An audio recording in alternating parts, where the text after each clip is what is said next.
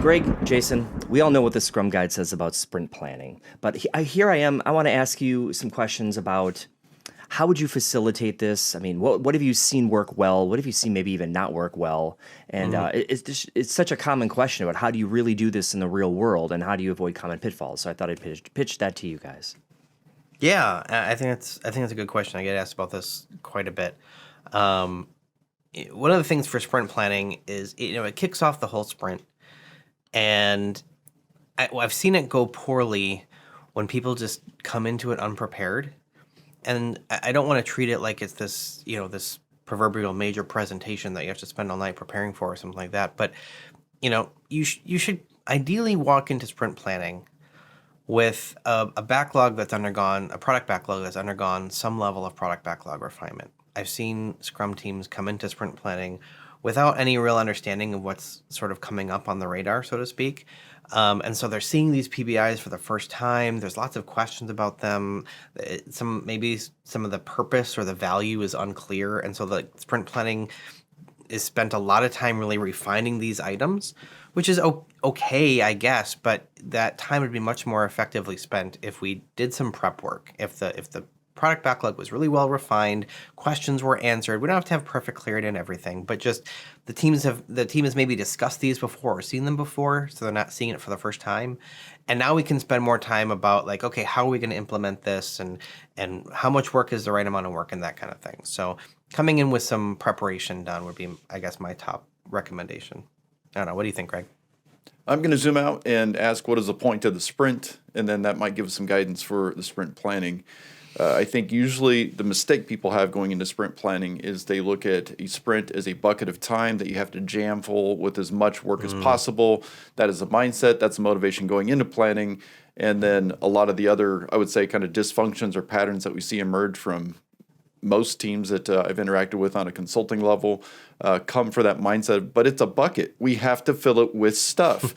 And so I'm going to say stop it for a second. What if you look at the next period of time as an opportunity to eliminate as much risk as possible towards your goal?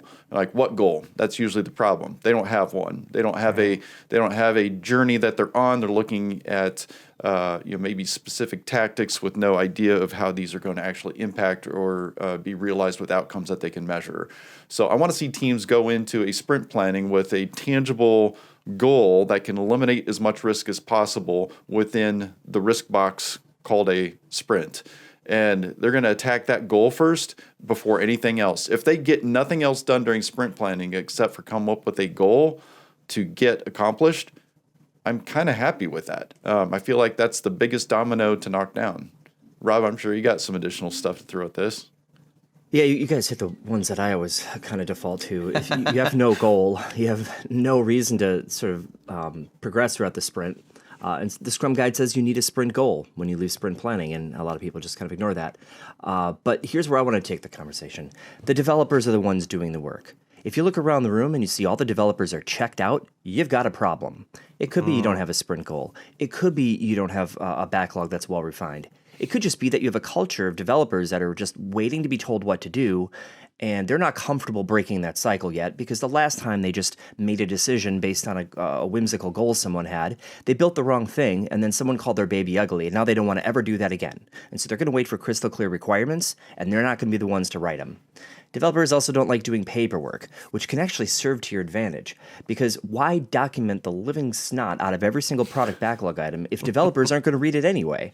And if they don't want to write this kind of work, maybe let's find a faster, better way to document some of these things. So why not video record developers asking product owner questions?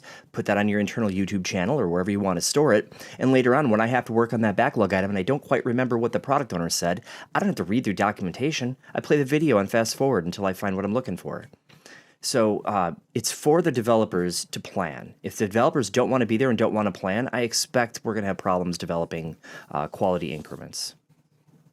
Hey, thanks for watching that video. Did you like what you heard?